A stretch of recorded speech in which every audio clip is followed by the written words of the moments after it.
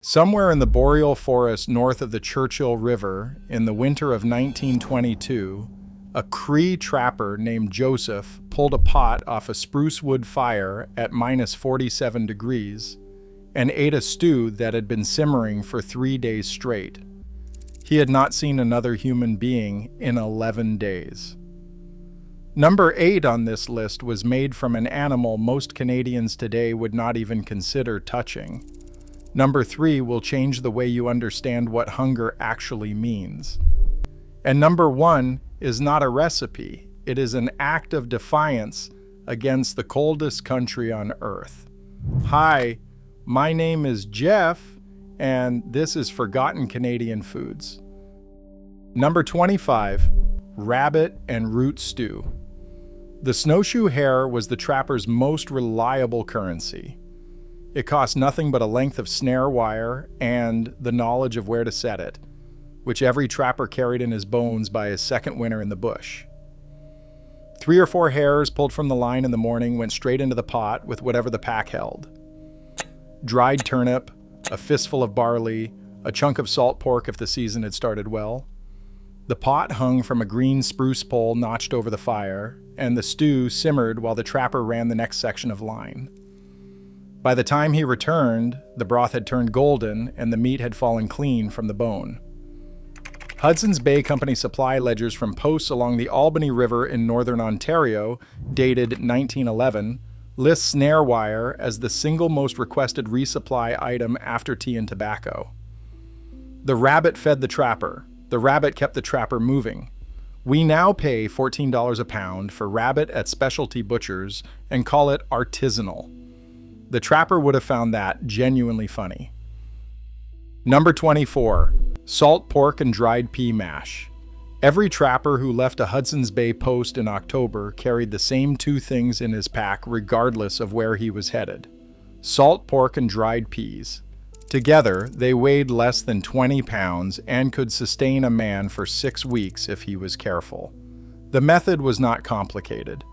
A chunk of salt pork dropped into a pot of melted snow with a cup of dried peas and left to boil down until the peas dissolved into a thick mash and the pork fat had rendered through the whole thing.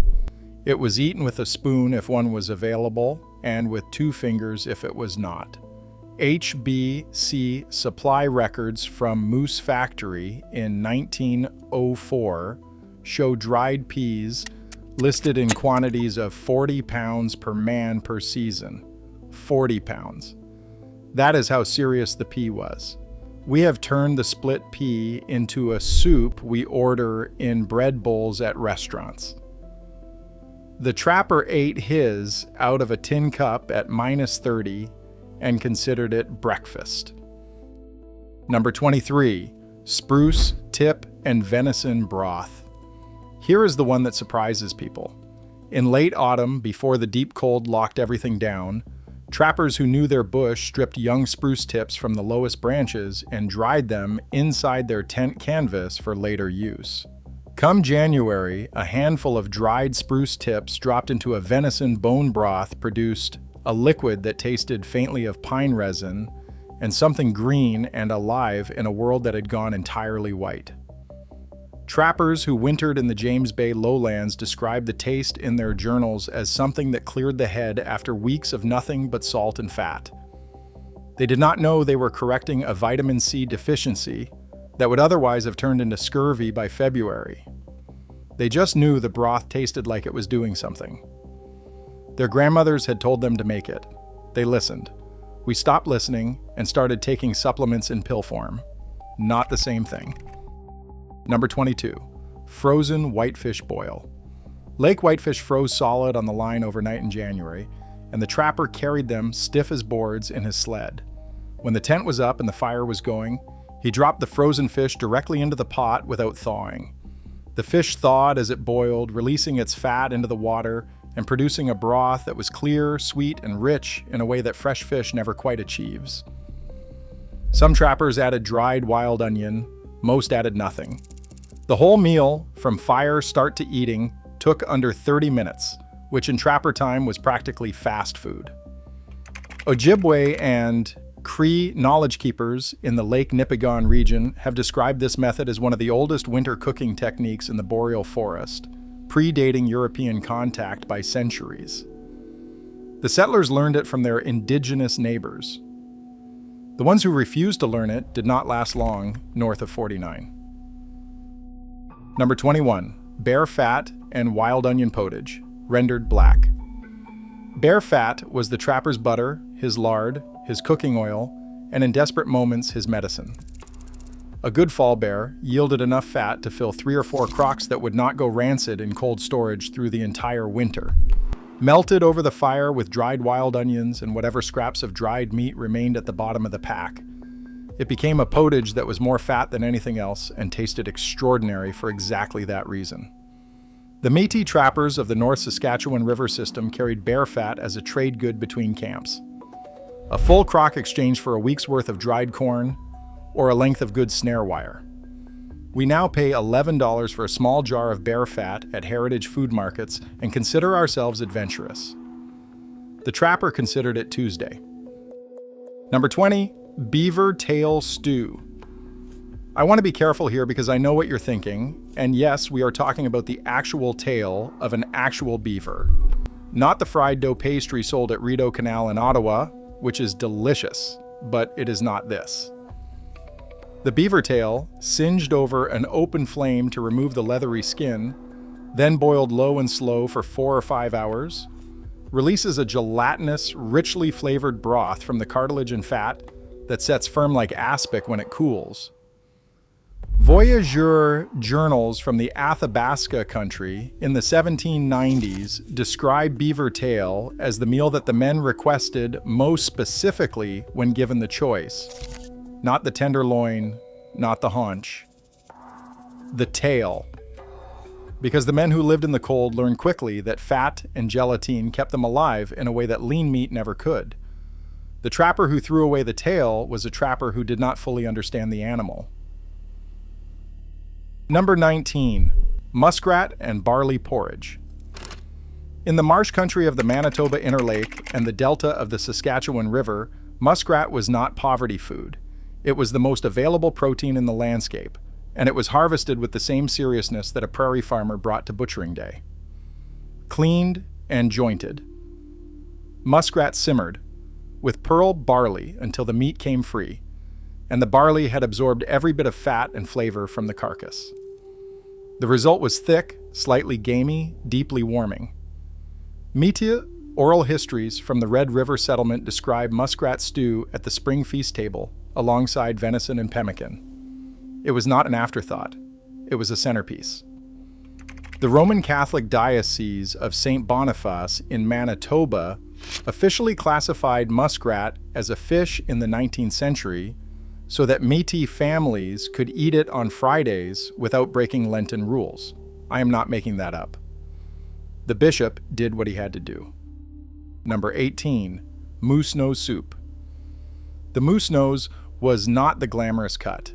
Nobody was fighting over it, which is exactly why it survived in the trapper's pot long after more prestigious cuts had been claimed. Singed to remove the coarse hair, the nose was simmered for 6 to 8 hours with onion, dried herbs, and a handful of peas until the tough cartilage had softened and released its gelatin into the broth.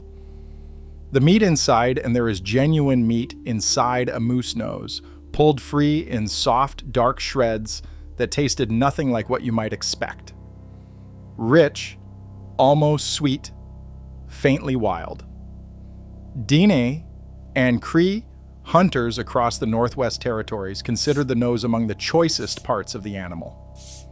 Field journals from Anglican missionaries working north of Great Slave Lake in the 1880s describe being offered moose nose soup as an act of hospitality by their hosts. Those who accepted did well. Those who declined went hungry. Number 17, pemmican rubabou. We have talked about rubabou on this channel before, and we will keep talking about it until someone builds a statue of it. Pemmican, dried bison, or deer meat pounded fine and mixed with rendered fat and dried Saskatoon berries, was dissolved into boiling water and thickened with a handful of corn flour or dried peas. The result was not elegant, It was brown and dense, and smelled of rendered fat and something faintly sweet from the berries. It was also the most calorie-dense food ever produced in this country per unit of weight, and it kept without spoiling through any winter the boreal forest could throw at it. The trapper who carried 5 pounds of pemmican carried 5 days of survival in his pack.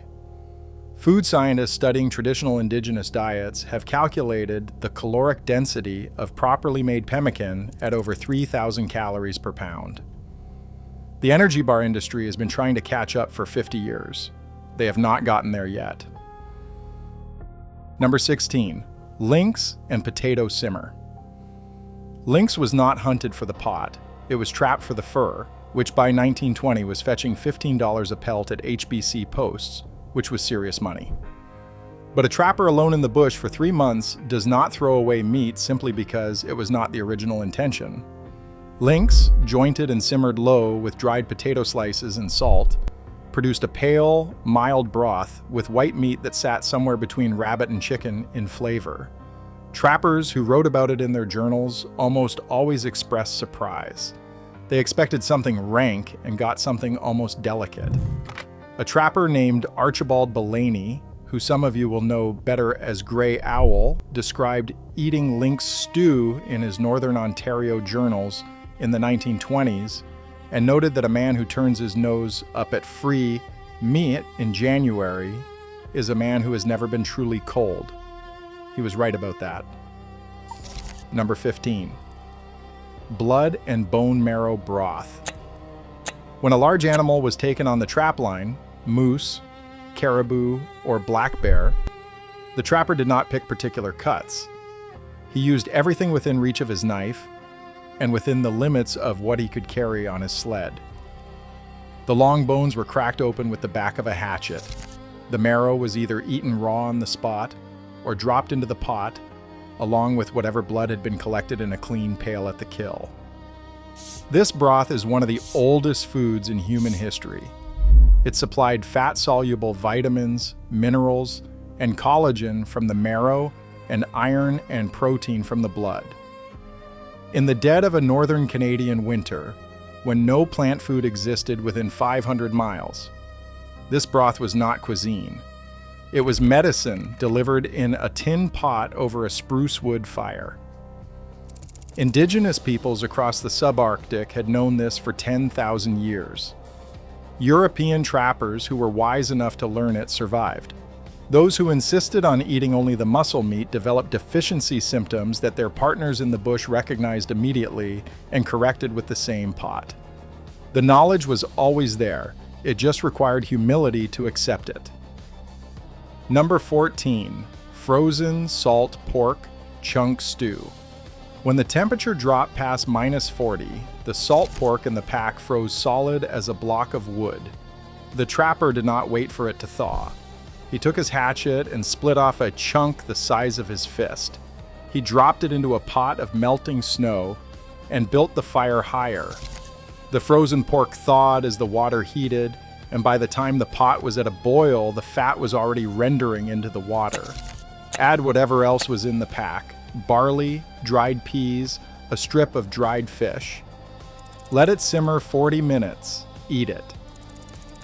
The entire operation, from unpacking the sled to eating the stew, took under an hour. Efficiency was not a preference in the winter bush. It was survival arithmetic. Every extra minute between stopping and eating was a minute the body spent burning its own reserves to stay warm. The trapper knew this without a textbook. He felt it in his legs. Number 13, partridge and dried corn soup. The spruce grouse and the ruffed grouse, called partridge by every trapper who ever walked a line, regardless of what the ornithologists prefer, were snared or shot along the trap line route and carried frozen until camp. They were jointed and simmered with dried corn that had been rehydrating in a pouch since morning, and the soup that resulted was sweet and slightly starchy, with a mild, gamey depth from the bird. First Nations women across the Boreal Shield had been drying corn for winter use long before any European set foot in the country, and the trappers, both indigenous and settler, who learned this technique ate better for it through every February they encountered. The dried corn gave the soup a quality that fresh corn cannot achieve. A faint smokiness and a concentrated sweetness opened up over a long simmer the way nothing quick cooked ever does. We buy frozen corn at the grocery store and consider ourselves stocked for winter. The trapper would stare at us. Number 12. Otter and wild rice porridge. I know what you are thinking, but stay with me. The river otter was trapped primarily for fear, one of the most valuable pelts on the market in the 1800s. But the meat, particularly from younger animals, was dark and rich and not wasted by any trapper worth his snowshoes. Simmered low with wild rice, harvested and dried in the fall by Anishinaabe communities along the rivers of the Canadian Shield, the otter meat produced a porridge-like stew that was dense with fat and protein and tasted strongly of the cold river water the animal had lived in. It was not subtle. Nobody eating otter stew at -38 was looking for subtle. They were looking for caloric density and warmth, and the otter delivered both without apology. Number 11, smoked whitefish and turnip stew. Before the trapper left the post in October, his wife or mother or sister had already spent 3 days smoking whitefish over green alder and birch. The smoked fish were wrapped in birch bark and packed at the bottom of the sled, where they would stay frozen and preserved through the entire season. Come January, one fish, broken into a pot of boiling water with dried turnip slices and a pinch of salt, produced a stew that smelled of wood smoke and cold lake water, and tasted like someone had thought ahead on your behalf. Which is exactly what had happened. The labor of a woman in October became the survival of a man in January. This was understood without being said. It was the economy of the winter bush, and it ran almost entirely on work that history forgot to record. Number 10, caribou stomach stew. The Dene, Inuit, and Cree, peoples who had hunted caribou across the subarctic for thousands of years, understood something about the animal that European trappers took a generation to learn. The stomach contents of a freshly killed caribou, partially digested lichen and sedge grasses, represented the only plant nutrition available on the winter barren lands. Combined with the stomach itself, cleaned and simmered with bone and fat, it produced a stew that delivered nutrients no amount of meat alone could provide. This was not desperation. This was a nutritional system developed over millennia by people who understood the land they lived on with a precision that modern science is only beginning to fully document. Elder knowledge keepers from the Dene Nation in the Northwest Territories have described caribou stomach stew as sacred food. Not sacred in the way we use that word loosely, sacred in the way that means it is the reason we are still here. The European trapper who turned away from this meal out of squeamishness was turning away from the most complete nutritional package the winter subarctic offered. Some learned, some did not come home. Number 9, wolverine and root vegetable broth. The wolverine was despised on the trap line.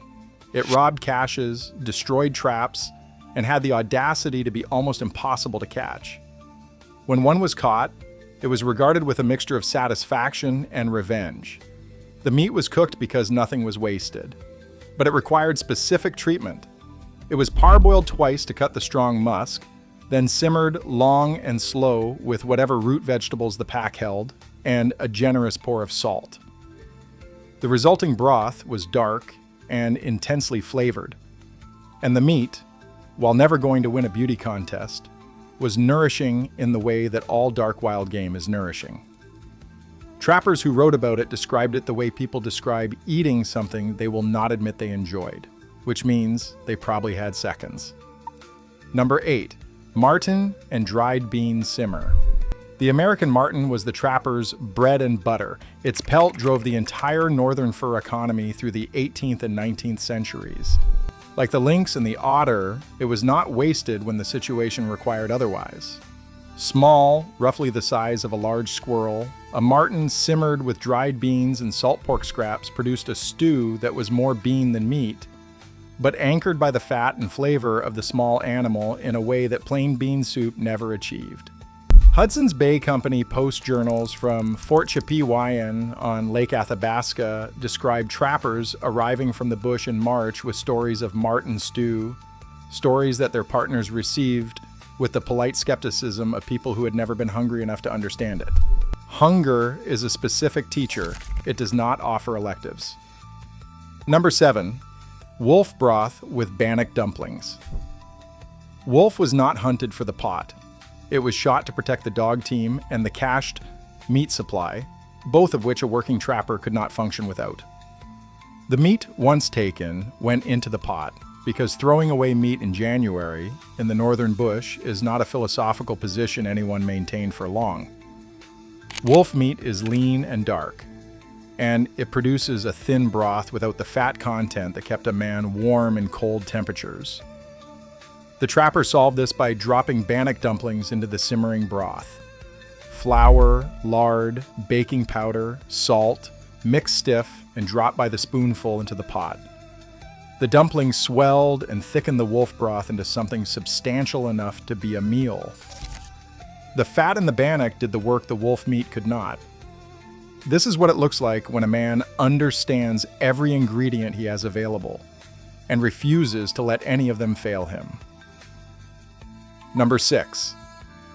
Suet and dried berry porridge stew. By February, the dried meat was running low and the trapper was rationing. The CUET, rendered beef or moose fat packed in cloth, was the last substantial calorie source in the pack, and it was treated accordingly. Melted into boiling water with the last of the dried Saskatoon berries or cranberries, and thickened with a handful of flour, it became something between a stew and a porridge, tasting of sweet fat and winter and the bottom of the pack. This was not a recipe anyone invented with pleasure in mind. This was a man alone in the bush doing arithmetic with his remaining food supply and deciding that fat plus starch plus acid from the berries was the most efficient combination he could assemble. He was right. The body in extreme cold burns fat first, and the suet porridge delivered it directly. February was always the month that tested whether a trapper had packed wisely in October. The suet told him the answer. Number 5. Woodsman's offal stew. When a moose or caribou was taken on the line, the offal, heart, liver, kidneys, and lungs were eaten first, because they spoiled the quickest even in cold temperatures, and because they were the nutritionally richest part of the animal. The liver went into the pot within hours of the kill. The heart followed. The kidneys were sliced and added last, because they cooked fast and turned leathery if they went in too early.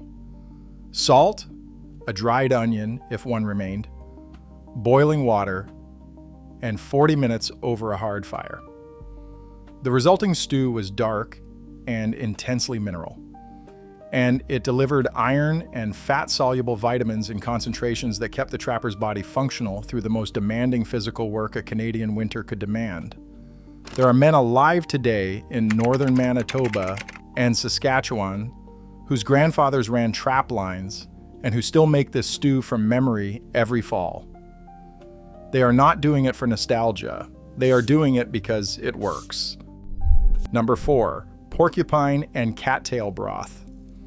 The porcupine was the trapper's emergency meal, and it was regarded with a specific affection because of it.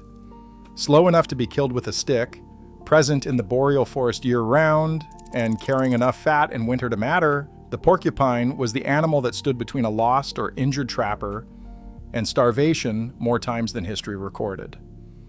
Singed to remove the quills, jointed, and simmered with dried cattail roots that had been collected in the fall and packed flat in the sled, the porcupine broth was mild and faintly sweet from the roots.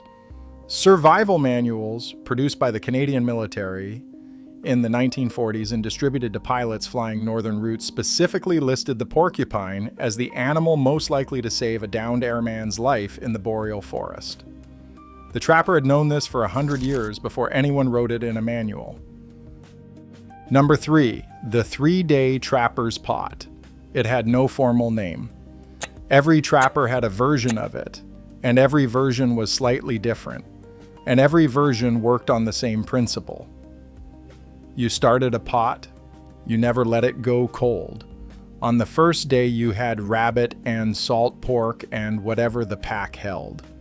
On the second day you added what the line produced, a partridge, some scraps of frozen fish, a handful of dried peas pulled from the bottom of the bag.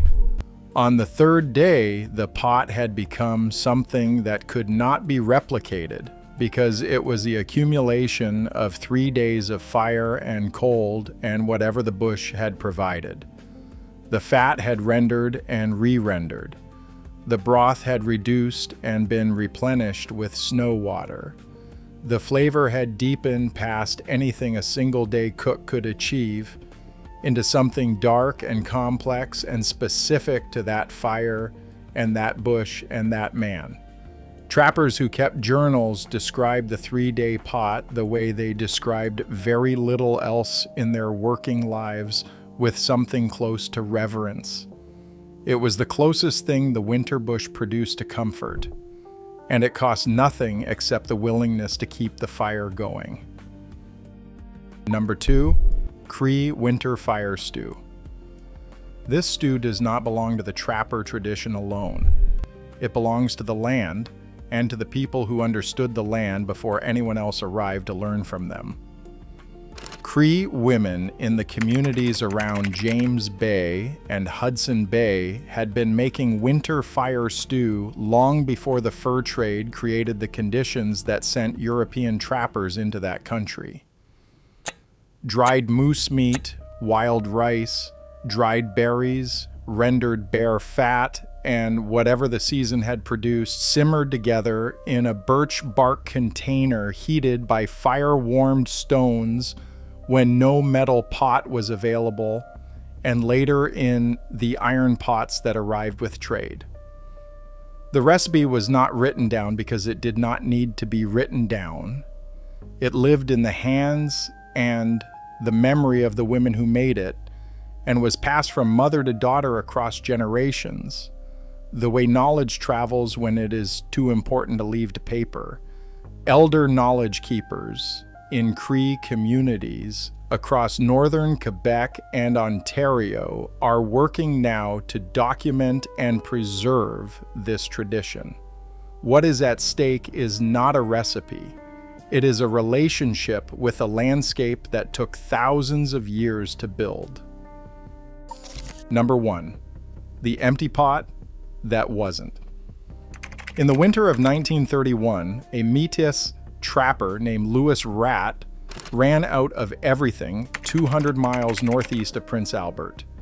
The snares were empty for 4 days. His pack was finished. What he had was a pot, a fire, and what his grandmother had taught him. He boiled spruce bark for the intercambium. He found frozen rose hips buried in snow and added those. A strip of rawhide from the sled lashing went in last. He ate it. He came home in April. He told his granddaughter. She told her daughter. That is how this knowledge travels. Not through cookbooks, not through archives, through people who understood that what this land provides in its bark and its berries and its snow is enough, if you know how to ask it right. 25 stews, 1 fire, temperatures that most of us will never experience outside of a walk from the car to the front door. These were not recipes born in kitchens.